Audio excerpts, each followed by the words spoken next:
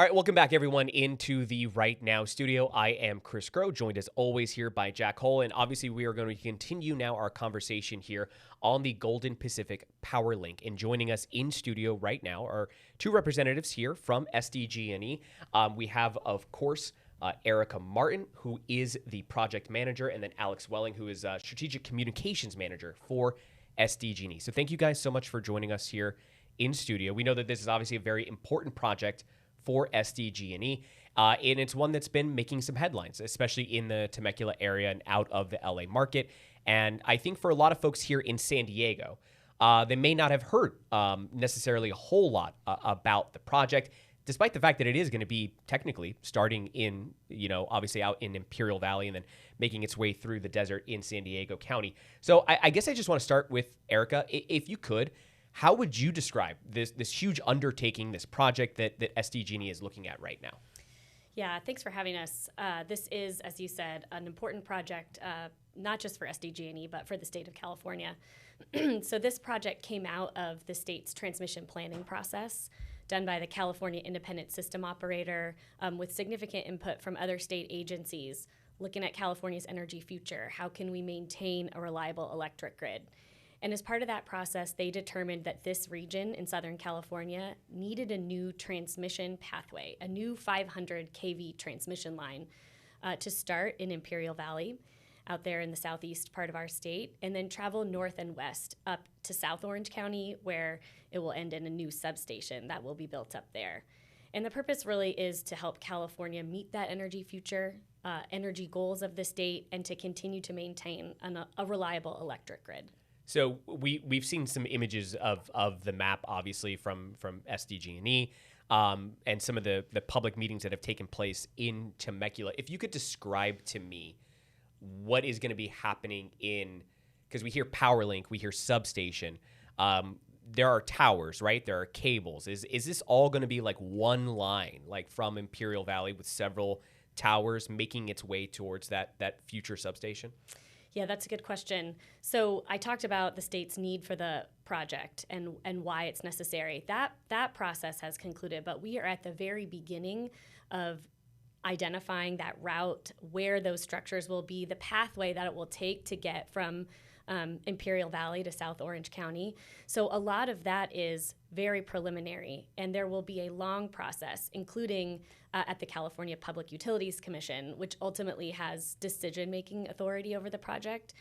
They'll study the potential pathways, the alternatives, the facilities, the towers, the equipment that's attached to the towers to understand what is the best location for this project in order to meet the state's goals.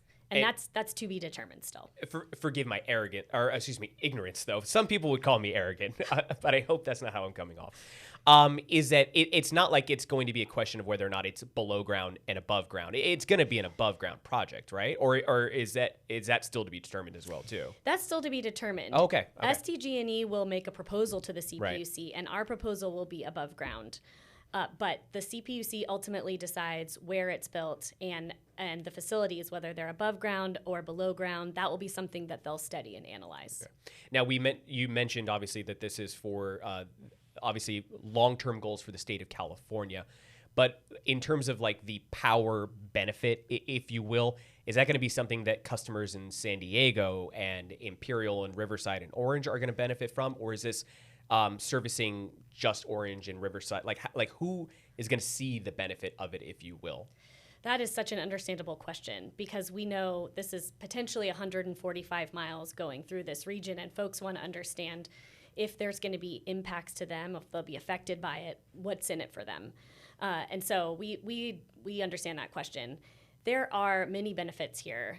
All of the ratepayers in SDG&E's service territory, Edison, throughout Southern California, benefit from the transmission system in the state. It's interconnected. It's all related to each other. And so this is part of that system that we all rely on. Helping that to be more reliable and efficient helps all of the ratepayers.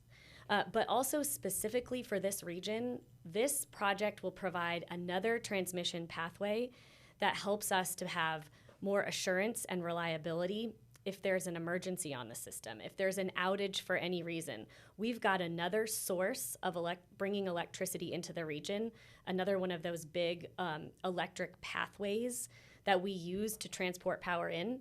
It would provide a backup to SDG&E's system in San Diego, and then also to Southern California Edison's system up in Riverside County. That additional pathway helps make sure that if there's a reason that there's an outage, we've got another source. Now, as far as the CPUC, could you take me through that process? Because that's also been something that's been sort of under the microscope here from some of the stakeholders involved. Is this that you've submitted the proposal? You mentioned it. You guys prefer an above ground, but how much of it is like already been submitted and finalized, and how much of it still needs to be? You mentioned before we came on air that but probably by the end of the year is when you anticipate that you'll have the final submission made. That's right.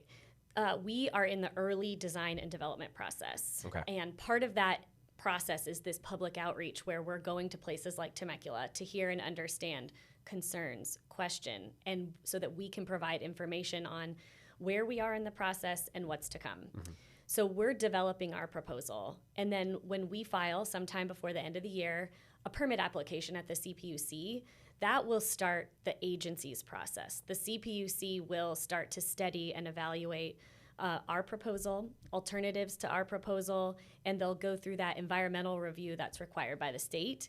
And that's an additional process where folks will have multiple opportunities for input, and that'll be part of the record that the agency uses to make a decision. That's the CEQA review, correct? There's a regulatory process at the CPUC, and there is also a CEQA review. Okay.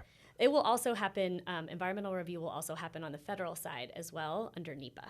And then as far as the CPUC, you mentioned the alternatives. Who's responsible for submitting those alternatives? Is it the commission themselves, or do they go back to you and say, we'd like to hear some alternatives? Ultimately, it's the commission who's responsible for putting alternatives into the environmental review document that's studying the project. SDG&E will include a draft environmental document in our application. So we will provide information to the commission for their use, but they ultimately decide what alternatives are studied and what's in that document as it's final. So you mentioned the public outreach, and you mentioned Temecula. So obviously we were sort of brought to this story because of the group Save Temecula contacted us. They said, hey, look, we feel like this is happening in our own backyard, and we haven't had a lot of say this in this process. Now, May 26th, obviously, there was that meeting where you guys had a presentation at the city of Temecula. Again, I keep wanting to say San Diego, and again, city of Temecula. And I think that after our conversation with them, their biggest concern was that they felt like, obviously, the map that they had in their hands, they felt as if the towers or the proposed above ground equipment would be detrimental to either the environment there with Temecula Creek. We heard concerns about, obviously, fire, and Alex, we can maybe touch on that in a little bit, but then also just sort of the nature of Temecula. They mentioned, obviously, the hot air balloons and so forth. So I guess after that meeting, was a lot of that taken into consideration? Is that part of the development? Because the feeling from them is that this has already been finalized.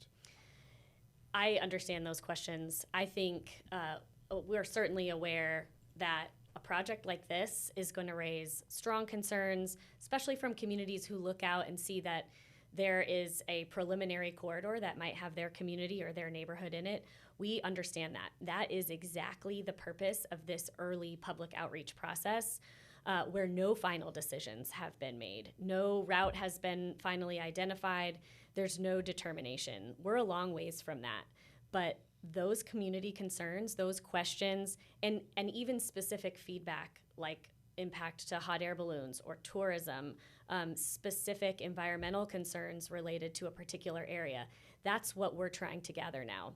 That's what we need to know in order to be able to study a possible route, to understand what potential impacts might be. That helps us to know what's possible and how can we design a project that is the most prudent, that is has the most environmental stewardship involved. But then it's ultimately the CPUC that takes that and does their study, does their review, and makes a decision. And that's a years-long process that we have in front of us with lots of opportunities for the community. Can we take a step back, though, to the map that was at the big question and in contention, I guess, at this meeting, meaning the map that was presented there that had, obviously, the dots and the locations of the towers and so forth. And if you could just help me understand the process, is that the preferred map, the preferred route? Like, why is that the map that's been out? And because that's the one that they're looking at, and they're saying it's going through Temecula Creek, it's going through, and from our conversation so far, it sounds like, again, you're saying route hasn't been finalized, but they feel as if it is.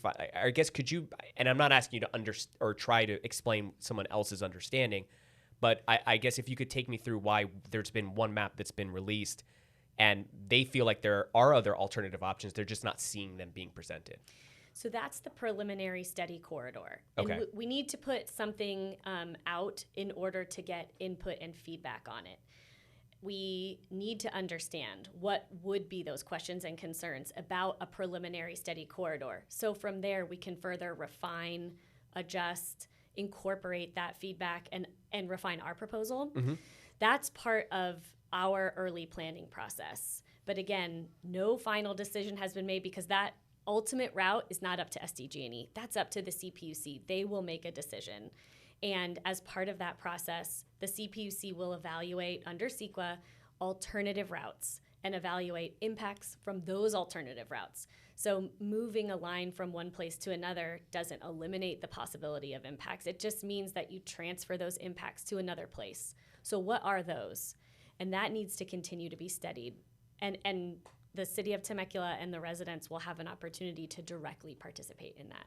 I'd be remiss if I didn't ask, though, is the draft, or at least the map that you've identified, that route, is that the preferred option for SDG&E at this time? That is our current preliminary corridor. That represents our current thinking. Your current thinking. And okay, so I know we have a lot of time. Has that changed since that May 26th meeting? In different ways, the feedback is being incorporated all the time. And it may be in route refinement, it may be in construction methodology, it could be in understanding community benefits, how could impacts be mitigated. We're getting a lot of useful feedback on those points, and those are being incorporated into our project development. And obviously a large part of this is wildfire concern, and even just recently we heard that the CAL FIRE union portion of the employees there from the Riverside County area, and then also the Riverside County supervisors put out basically some messages saying that they're not necessarily on board with this project. And so, Alex, I want to bring you in potentially just in large part for the sort of wildfire concern. We know that obviously all of Southern California, really all of California, has that concern. What type of information, fact-finding, et cetera, goes into a big project like this when it comes to trying to minimize the impact that a project like this could have in the future on the possibility of a large-scale fire? Yeah, no, absolutely. And it's really a great question. Wildfire mitigation, wildfire safety is something that SDG&E takes very seriously. I mean, we are almost on a daily basis working on this. And our company, we have invested and made advancements for the last, 20 years in wildfire mitigation and really positioned ourselves as a leader in this space. And then even just looking at our partnership with CAL FIRE, we have a fantastic partnership with them here in San Diego. And it's something that we take seriously, and we are going to look at it, and we're going to evaluate it, and we're going to make sure that we're operating this line in a safe, transparent way. Yeah. And again, I should note it was the union, not CAL FIRE itself, that issued that obviously that notice that they were against it. And then, Erica, when is the next public opportunity for people to weigh in on this project? And do you think there might be other sort of information that the public hasn't seen yet that might be presented on your part? Yes. So SDG&E is planning to hold in-person public open houses along our preliminary study corridor in the late summer and fall. there will be multiple locations, and we're working to finalize those locations, which is why I don't have those dates yet. But we're going to provide that as soon as possible so folks know where they can come to hear more from us about the project. In those public open houses, we plan to talk about some of the alternatives that we'll be putting in our application for review under CEQA. So those would be alternatives in our draft EIR, feasible alternatives that we think could be built that would meet most of the project objectives, but that need to be studied to understand what potential impacts there might be.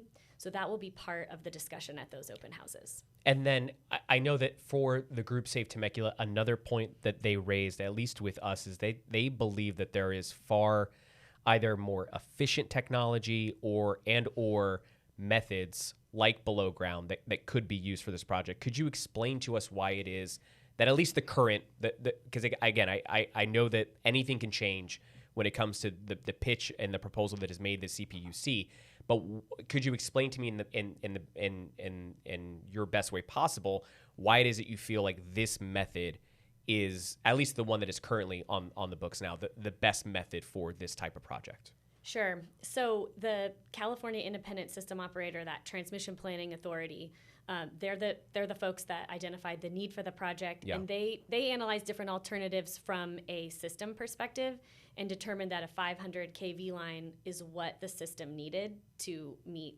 reliability goals and our energy future. So they made that decision. So I would look to them to look at the need for the line and the location of it.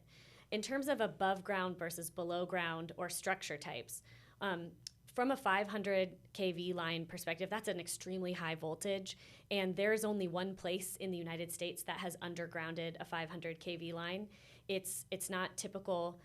There are many engineering challenges associated with it, but one of the biggest problems we have in Southern California is space. Yeah. This takes a lot of underground space, and it's also very expensive. So as we looking at potential impacts, looking at costs, making sure we have a cost-effective proposal that doesn't dramatically increase the cost ratepayers pay for this project, those are all part of the considerations for SDG&E. But again, the CPUC will study that, they'll analyze those impacts, and they'll also look at cost for the project, and they'll do a review to make that ultimate determination. They had mentioned reconductoring, which I understand is the process of taking old lines and replacing. Is that something that was considered? And I know that there are different agencies that look at something like this, but is or was that something that has been considered? Is it now not considered anymore? Could you take me through that? In general, those are transmission projects that happen all over the state. Okay. And SDG&E has also done significant reconductoring work on its system as well.